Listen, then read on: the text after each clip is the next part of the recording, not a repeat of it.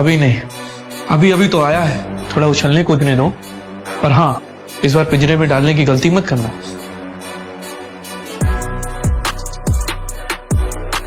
अब आगे क्या होने वाला था, क्या करने वाला था मैनेजर प्रणव के साथ, और कौन था ये आदमी जो टाइगर का नाम सुन मन ही मन एक नई प्लानिंग कर रहा था। टाइगर,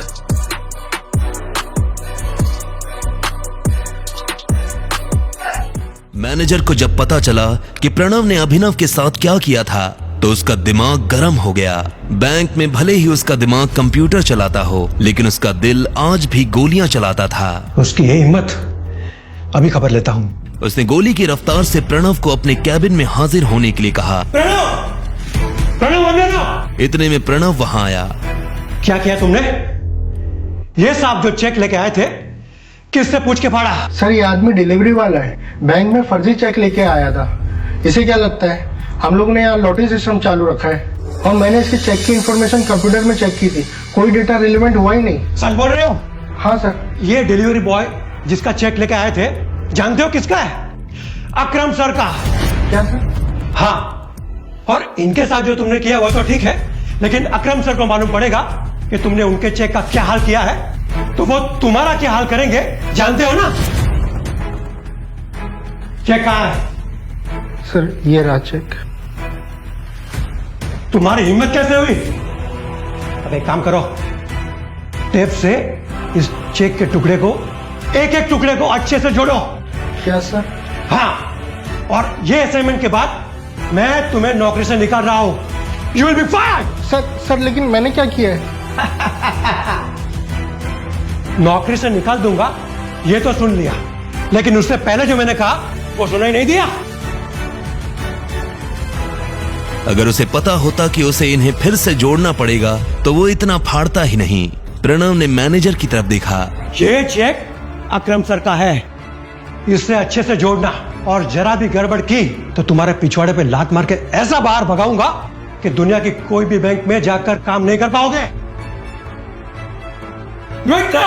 उसने घबराते हुए अभिनव को देखा। प्रणव को अकरम से चेक और मैनेजर की भाषा दोनों ने हैरान कर दिया था, और फिर चेक के टुकड़े जमाना शुरू कर दिया। अभिनव को अंदर ही अंदर महसूस हो रहा था कि वो अपनी शिकायत लेकर मैनेजर के पास आया था, लेकिन प्रणव ने न जाने ऐसे कितने ही अभिनव के साथ ऐसा गंदा व्यवहार किया होगा। उधर प्रणव को समझ नहीं आ रहा था कि बलराज और उसका मैनेजर एक फटीचर से डिलीवरी बॉय की मदद क्यों कर रहे थे। आखिरकार प्रणव ने चेक को बड़ी मेहनत से जोड़ा। I am really very sorry. वैसे टाइगर, आप इतने साल कहाँ थे? पहले तुम मुझे ये बताओ कि तुम मेरे पापा से कैसे जुड़े हुए हो? मैं उनकी टीम का हिस्सा हूँ। सुनो, टाइगर वापस तो आ गया, लेकिन मोंटी के आने तक किसी को भनक भी नहीं लगनी चाहिए, वरना गेम हो जाएगा। बलराज सर सही कह रहे हैं।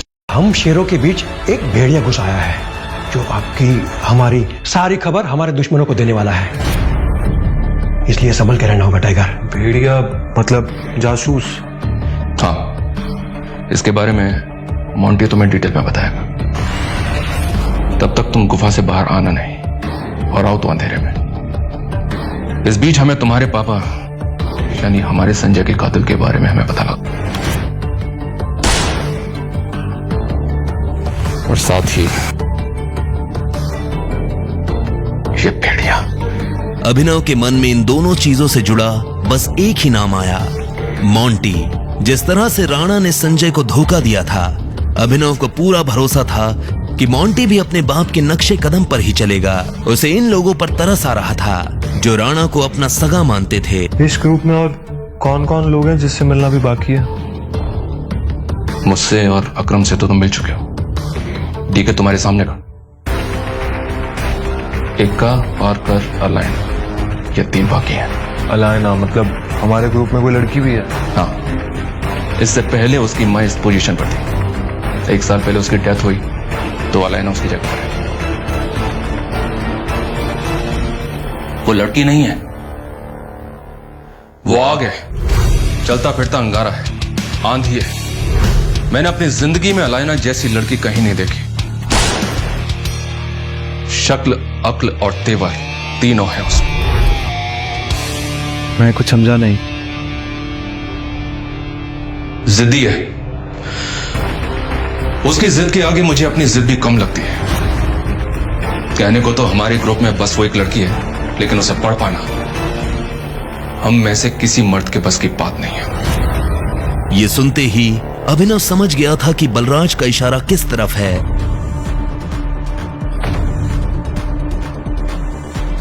अलायना को यह मनमाना कि वो टाइगर है अभिनव के लिए भारी होने वाला था। फिर भी अभिनव को यह चैलेंज लेने में मजा आ रहा था।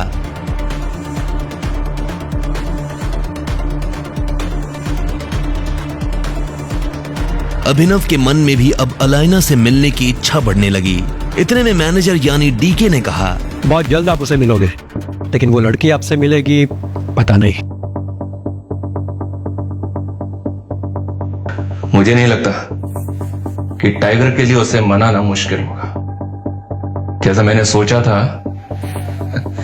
वैसा लड़का नहीं है ये। बलराज की ये बात सुन डीके के कान खड़े हो गए। बलराज सर, लगता है टाइगर ने आपको रिंग में पटका है क्या? ये सुनते ही बलराज जोर से हंसा और उसने हाँ में सिर हिला दिया। उसे देख डीके भी जोर जोर से हंसने लगा। हाँ, वैसे टाइगर, अभी आपको कितने पैसे की जरूरत है? मैं दे देता हूँ, बाद में अकरम सर के ऑफिस से मैं चेक रीइश्यू करवा लूंगा। फिलहाल तो मुझे 1 करोड़ रुपए चाहिए और बाकी के 49 करोड़ मेरे नए अकाउंट में डलवा देना। ठीक है, मैं करवा देता। ये सुन डीके उसके लिए पैसे लेने चला गया। बलराज, ये अलायना जो भी लड़की है, इसके बारे में और क्या जानते हो तुम? ऐसे तो सब कुछ जानता हूं मैं, पर वैसे कुछ भी नहीं। नहीं, मेरा मतलब बलराज, तुम्हें पता है मेरा क्या मतलब है? हाँ, मैं जानता हूं तुम्हारा मतलब। बस उसे अपनी तरफ से चिढ़ने का या गुस्सा होने का मौका मत देना, और ना ही उसके पीछे कुत्ते की तरह जी बिना। और जोक तो बिल्कुल भी मत मारना। जोक मारने वालों को जान से मार देती है वो। वैसे तुम्हें अब एक गाड़ी की जरूरत है टाइगर। मैं अपने मैनेजर को बोल रहा हूं, तुम यहां से सीधा ग्लोब मोटर जाओ, वहां एक गाड़ी तुम्हारा इंतजार कर रही है। ऐसे मैं अभी भर रहा हूं, बाकी जब तुम गद्दी संभालोगे तो उसका डबल दे देना मुझे। Okay, thank you.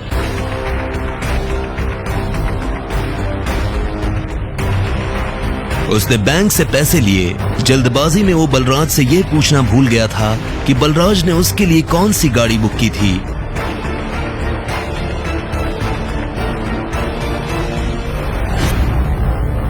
जैसे ही वो अंदर गया तो उसने देखा कि शोरूम का मैनेजर दरवाजे पर खड़ा होकर किसी का इंतजार कर रहा था। मिस्टर अभिनव ग्रेवाल? मैं ही हूँ अभिनव गढ़वाल। भाई साहब, आइए प्लीज, चलिए।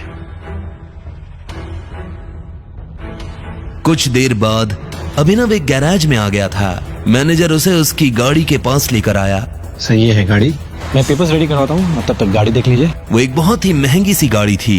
बलराज ने जानबूझकर उसे पुराना करवाया था ताकि कोई भी अभिनव पर उसकी गाड़ी की वजह से शक न करे। पर जब अभिनव ने गाड़ी के अंदर देखा तो उसे बहुत अच्छा महसूस हुआ।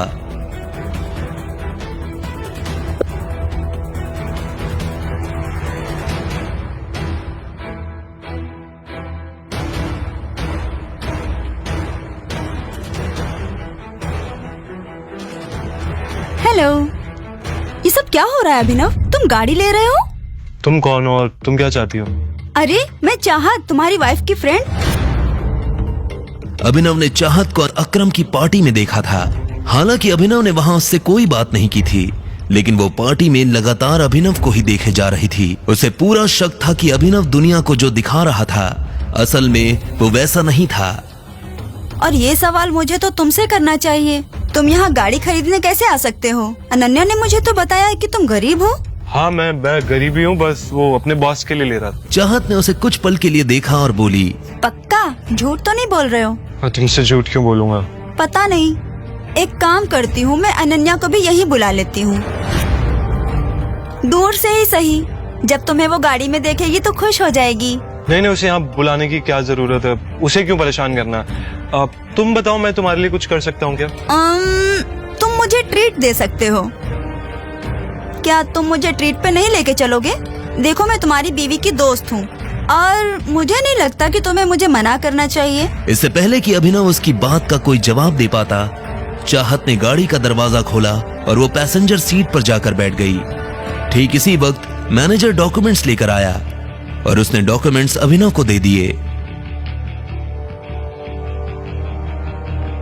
अभिनव भी ड्राइविंग सीट पर बैठ गया। उसे पता था कि चाहत खुद एक रईस परिवार से आती थी, ऐसे में वो उसे अकरम के एक होटल में ले जाने वाला था। चाहत पूरे रास्ते रह रहकर अभिनव को देख रही थी। अभिनव को समझ नहीं आ रहा था कि वो उससे चाहती क्या है। अभिनव की गाड़ी अकरम के होटल के नीचे पार्क हुई। बिजनेस में अकरम किसी के नहीं सुनता, समझे? ठीक है, मैं बाद में कॉल करता हूं। टाइगर? अभिनव का फोन बज उठा। उसने देखा अकरम का फोन था। अकरम, हेलो टाइगर, क्या हुआ? मैंने तुम्हारी गाड़ी अपने ऑफिस के नीचे आते हुए देखी। सब ठीक तो है? All okay?